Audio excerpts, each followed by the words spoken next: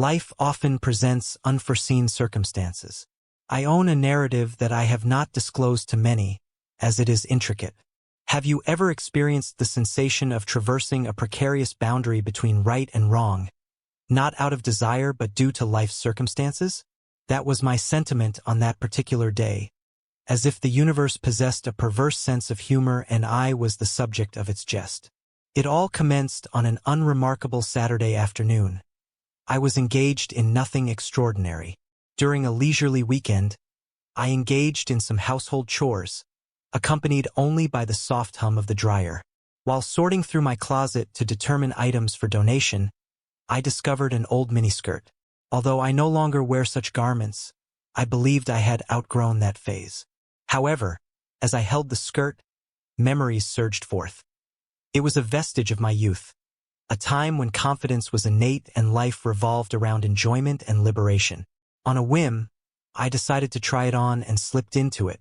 I had low expectations, but when gazing into the mirror, I couldn't suppress a giggle at how the garment clung to me more snugly than I recalled, accentuating both undesirable and perhaps desirable areas. I was only experimenting to check whether it fit when I heard a tap at the door. Who could it be? I muttered to myself. My hair was disheveled. I was not attired to make an impression, nor was I anticipating anyone's arrival when I answered the door. There stood my nephew. Jason was no longer a child. He had matured. At 22, he was entirely robust. With broad shoulders and an air of confidence, he was the type of individual who could enter a room and captivate attention.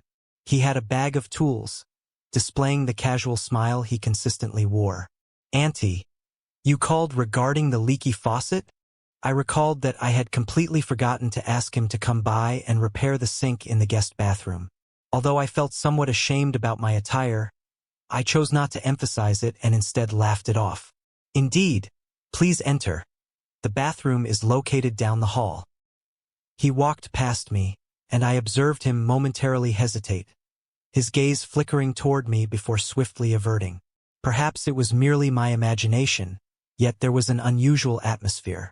Jason commenced his work on the sink while I returned to my closet, but throughout, I sensed an odd tension, neither negative nor anticipated. Are you familiar with the sensation when someone's gaze lingers excessively, despite their attempts at subtlety? I initially dismissed it as just overthinking, considering he is my nephew. However, as I passed the bathroom to retrieve something from the kitchen, Jason abruptly blurted out, "Hey, Auntie, may you please come here briefly? I believe I require assistance." The subsequent events exacerbated my confusion. Upon entering the bathroom, I found Jason crouched with his sleeves rolled up, exposing his robust, tanned arms. He held a wrench in one hand and gestured towards the faucet with the other. "I believe the pipe is stuck," he stated, glancing up at me. "Can you hold this while I attempt to loosen it?"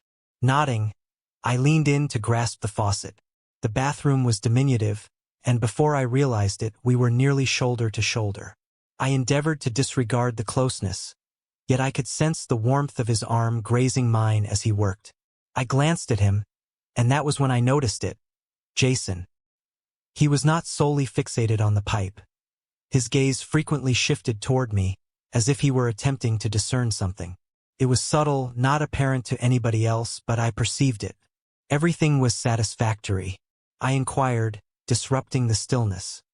He gazed at me and, for a little while, exhibited reluctance before smiling. His customary relaxed smile accompanied my anxious laughter as I attempted to alleviate the tension. "Well, you are the expert, correct?" There was no pressure. Yet, I could not overlook the manner in which his gaze lingered for an excessive moment. After a few minutes, he ultimately released the pipe and rose, dusting his hands on his trousers. "All done. It should be as good as new," he said. "Thank you," I replied. In an attempt to appear nonchalant, he remarked, "You're a lifesaver," while leaning against the counter, regarding me with an inscrutable expression. "You know, Auntie, I don't believe I've ever seen you in attire like that before." I momentarily froze, my cheeks reddening. "Oh, this," I responded with an awkward laugh, pulling at the hem of the miniskirt. It's merely something I discovered in the back. Regarding the items in my closet that I intended to give, Jason first remained silent. He continued to gaze at me, his eyes betraying an unreadable emotion. Then he smiled, except this time it felt distinct, almost as if he understood. "It suits you," he said, his tone gentler than usual. I was at a loss for words and stammered, "Thanks, I suppose." Experiencing self-consciousness, I promptly turned to go. The bathroom hoping to put some distance between us, but as I stepped out, Jason followed his footsteps close behind Auntie. He said, stopping me in the hallway. I turned to face him, my heart pounding. Yeah, he hesitated like he was searching for the right words. "You ever feel like something's happened for a reason?" "What do you mean?" I asked, genuinely confused. He opened his mouth to say something, then shook his head, laughing it off. "Never mind. Forget I said anything." But I couldn't forget the way he looked at me. The tone in his voice stayed with me. Long after he left that night I was curled up on the couch, mindlessly flipping through channels, trying to shake off the awkwardness from earlier. I kept telling myself it was nothing, that I was overthinking the whole thing. After all, Jason was family. But just as I started to feel normal again, my phone buzzed on the coffee table. I leaned over, picking it up, and there it was, a message from Jason. "Hey Auntie, can I ask you something?" I stared at the screen, debating whether to reply, with something about the timing that felt strange. Why is he messaging me now? After a while, I replied, "Of course, what's on your mind?" His response arrived almost instantaneously. "I keep reflecting on today and you." It appeared distinct. It astonished me, I suppose. My stomach had a little flutter. What was he attempting to convey? My fingers paused over the computer as I contemplated my response. Ultimately, I opted for a neutral reply. "I was merely trying on some old clothes." He received my message immediately. I observed the small typing indicator appear, although it took him a moment to respond. When his message eventually arrived, it surprised me. "You seemed very well. I am sincere in my statement." I stared at the screen in disbelief. My pulse raced. Was this really a benign remark, or was there a deeper implication? I was uncertain how to feel, much less how to answer. After what seemed like an eternity, I texted back, "Thanks, Jason. Your compliment is appreciated." I wished it would conclude the matter, although I instinctively saw it would not. He said once again, "I am uncertain whether to express this, but I experienced a sensation today." "Did you?" My breath felt constricted in my throat. I was venturing into perilous ground, and I was uncertain how to navigate it. Jason was not merely an acquaintance. He was my nephew. Whatever emotions he believed he was experiencing were misguided. However, rather than dismissing him outright, I found myself hesitating. Perhaps out of curiosity or a desire to avoid causing him distress. Consequently, I did not respond immediately, and the typing bubble reappeared. I retracted my previous statement to avoid awkwardness, exhaling shakily, feeling both relieved and disconcerted. I reassured myself it was all a misunderstanding, believing he would move on and that normalcy would be restored. As I set my phone down, I sensed that this was merely the commencement of events. The following morning, while I was initiating my day with a cup of coffee, still disheveled, I heard a knock at the door that made my heart race. I was not anticipating any visitors. Upon opening the door, I found Jason standing there. With his hands in his pockets, he appeared as nonchalant as ever. Nonetheless, there was a notable change in his mood, as his customary carefree smile was absent, supplanted by a serious face that I did not recognize. I acknowledged Jason, attempting to conceal my astonishment. "What are you doing here so early?" He entered without waiting for an invitation. "I was in the vicinity and thought I would visit." It was a tenuous reason. Jason did not reside anywhere near my area, but I refrained from confronting him. Instead of addressing it, I closed the door and followed him into the living room. He sat on the couch, leaning forward with his elbows on his knees. The air was thick with unsaid tension. "Is everything all right?" I inquired while taking a seat. He gazed up at me, his eyes probing mine, and regarding last night, "I did not intend to cause you discomfort."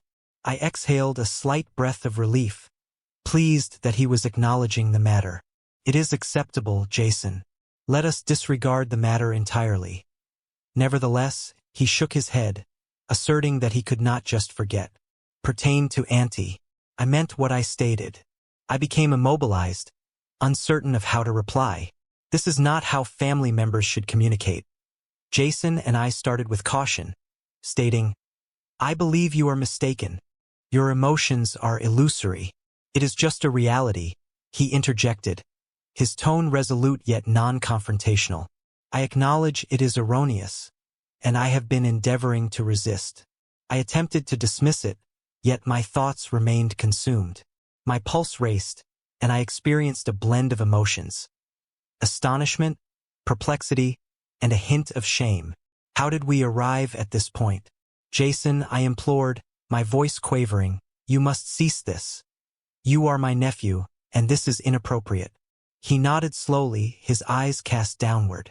I understand. I understand it is wrong, but I felt compelled to express my emotions, as suppressing them was tormenting me. For a moment, the room was enveloped in silence, save for the faint ticking of the clock on the wall. I was at a loss for words, uncertain how to rectify this situation, or if it was even salvageable. Ultimately, I rose, needing to create distance between us. Jason, I believe you should depart. We both require time to contemplate this. He gazed at me, his face a blend of remorse and yearning. Very well, he whispered softly. But this is not the final discussion we will have on this matter.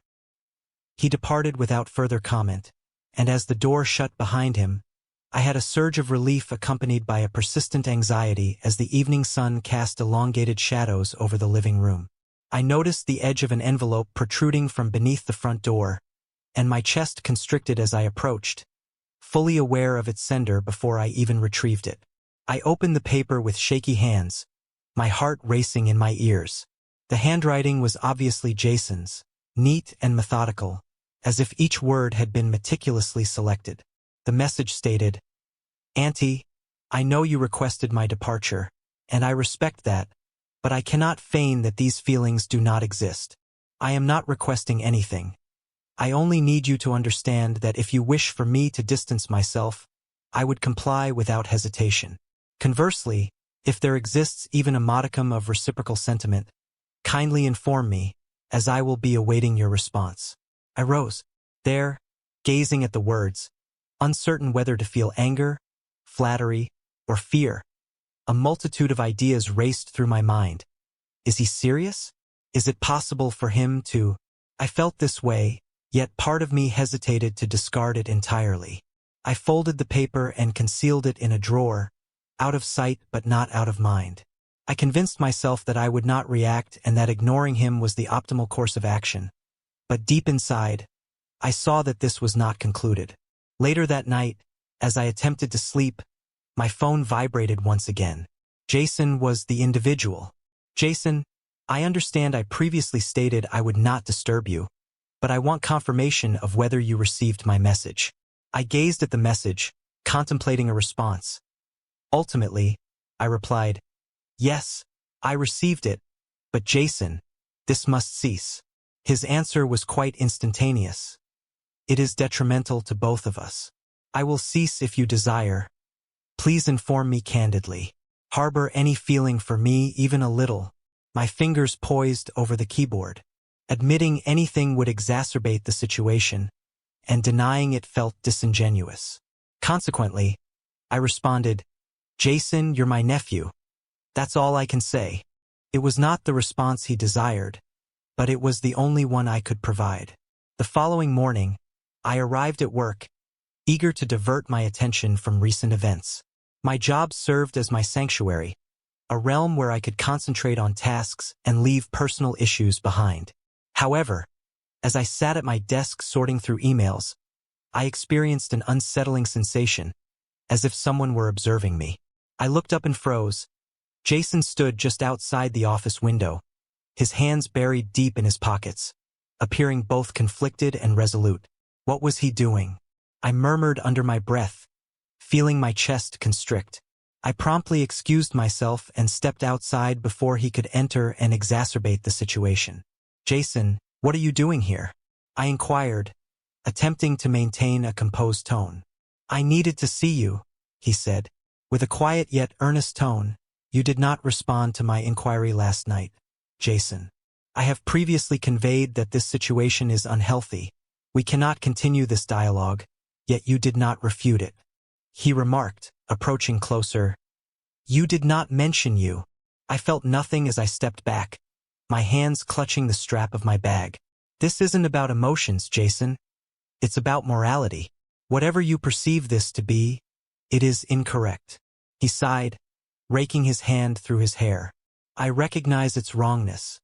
I've reminded myself countless times, yet I cannot govern my feelings." His words lingered, dense and disquieting. I was at a loss for a response, so I began to depart. "Auntie, wait!" he called out.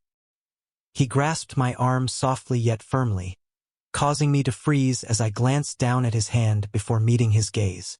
There was an unrefined vulnerability in his face that made it difficult to just walk away. "I am not attempting to ruin your life or complicate matters for you," he stated. "I want clarification on the possibility. If none exists, I shall withdraw."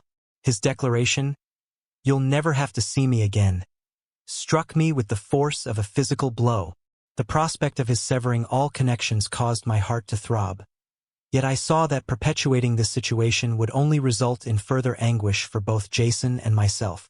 Said I, my voice quivering, "Your family. This is all that it can ever be," he affirmed with a nod. Gradually, his shoulders drooped as he stepped back, saying, "All right, I comprehend. I will refrain from interfering while I observe." As he walked away, I experienced an unusual blend of relief and sorrow, believing that it marked the conclusion and that we could finally progress. However, later that evening, I received a call that disrupted everything. Jason had been involved in an accident. Upon my arrival at the hospital, his words to me altered everything. The call had come late. In the evening, as I was preparing to retire for the night, my phone vibrated persistently on the coffee table when I observed Jason's name illuminate on the screen. My stomach sank, but it was not Jason on the line. It was a woman's voice from Mercy General, stating, "Your nephew has been in an accident. He is requesting your presence." Panic surged within me, and without inquiring further, I seized my keys and hurried out the door. Upon arriving at the hospital, my heart raced. I entered the ER through the swinging doors, surveying the room until I spotted him. Jason lay on a bed, a minor laceration on his forehead and his arm in a sling. He looked up as I approached, his face pale yet his eyes retaining their familiar intensity. "What happened?" I inquired, my voice tinged with concern. He offered a faint smile. "It is really a little collision, Jason," I said with irritation. "You caused me much concern." He chuckled gently, then grimaced. Clutching his side, he said, "I apologize. I was uncertain whom else to contact." I exhaled audibly. Positioning a chair near his bed, I stated, "I am present now. Are you well?" "Indeed?" He nodded, his demeanor softening. "Yes, but there is something I must convey to you, Jason." "Now is not the time," he said, his voice calm despite the vulnerability in his eyes. "I did not contact you just due to the accident. I reached out because I came to a realization. I was perplexed, uncertain of the direction this was taking." "What are you?" While discussing the matter, he gazed at his hands, his fingers nervously manipulating the edge of the hospital blanket. As I contemplated the possibility of not surviving, my thoughts were consumed by my deep affection and the realization of my numerous mistakes, along with my desire to avoid losing you, Jason. I started to express this, but he raised a hand to interrupt. "To prevent my interruption, allow me to express this," he implored. "I acknowledge that I have transgressed boundaries, and I loathe myself for it, but this is not a mere fleeting sentiment for me. I have deeper affection for you than I have for anyone else, and I see its impropriety, yet I am unable to resist it." His words lingered in the atmosphere, weighty and unrefined. I was at a loss for words. A part of me wished to console him, assuring him that everything would be fine, yet another part recognized that this was not a matter I could remedy with mere kind words. Before I could articulate my thoughts, a nurse entered the room, dispelling the tension. "Visiting hours are over," she stated with a courteous yet assertive smile. I rose, feeling both relieved and inundated. Get some rest, Jason. We will discuss this later. He nodded, maintaining eye contact as I exited and drove home. I often revisited his statements in my thoughts. I believed I had made the correct decision by departing, although upon my return, I encountered an unsettling presence at the home that prompted me to reevaluate everything as I approached. The house exuded an unnerving silence as I navigated the driveway. I entered, removed my shoes, and observed an unfamiliar small package on the kitchen table, inscribed with my name in Jason's handwriting. I hesitated before opening it, my hands trembling slightly. Inside, I found a letter and a small photo album. The letter commenced with, "Auntie, I know you requested that I cease communication, but I must elucidate everything, even if this is our final conversation. Please read this and peruse the album. Thereafter, if you desire my absence from your life, I will honor your wishes." I fully unfolded the letter, my eyes scanning the text. From the moment I returned here, I sensed a change in our dynamic. Initially, I could not comprehend it. I initially perceived it as just adoration or respect. Nevertheless, it gradually became evident that it transcended those sentiments. I see how this may be interpreted, and I have endeavored to resist it. However, I am unable to do so. Transform my emotions. You have consistently supported me more than anybody else. You have witnessed my lowest moments and still show concern, which I do not take for granted. I hesitated, my pulse racing. The gravity of his words was nearly overwhelming, yet I continued reading. I put together this album to remind myself of everything I love about you, not in a way that crosses lines but as a way to process my feelings. You'll find photos of us from family gatherings, moments where you were laughing or just being yourself. I'm sharing this with you because I don't want to keep secrets anymore. I'll respect whatever decision you make. But I couldn't let this go unsaid. I set the letter down and opened the album. The photos were familiar family barbecues, holiday dinners, and random snapshots I didn't even remember being taken. Each one was accompanied by a small note in Jason's handwriting pointing out details. He appreciated how happy I looked, at how kind I was to others, and how much he admired my strength. Tears welled up in my eyes. It was overwhelmingly touching and deeply unsettling. I closed the album and sat there for a long time trying to process everything. Jason wasn't just expressing infatuation. He was laying bare his heart in a way that felt impossible to ignore. But what could I do? I refrained from discouraging him, not only because it was morally objectionable but also because it would jeopardize our family. But completely excluding him seemed as harsh, considering the evident distress he was experiencing. Before I could determine my course of action, my phone buzzed again. Jason sent a message inquiring if I had received the package. He requested confirmation of its receipt and indicated that if I wished for him to leave, I should simply say so, and he would depart by tomorrow. I contemplated Jason's message for what seemed like an eternity, my emotions clashing with my rationality in an uncontrollable struggle. He had placed the decision squarely in my hands, a choice that could irrevocably affect both our lives and our family. I responded, instructing Jason to visit the following day for a discussion. The next morning, he arrived punctually, exhibiting both anxiety and optimism. I welcomed him inside, and we took seats together. Situated opposite one another in the living room, the atmosphere was laden with unexpressed sentiments. "Jason," I commenced, my tone resolute yet tender, "I have perused the letter and examined the album. I recognize the considerable thought and effort you invested, and I cannot deny its emotional impact on me. However,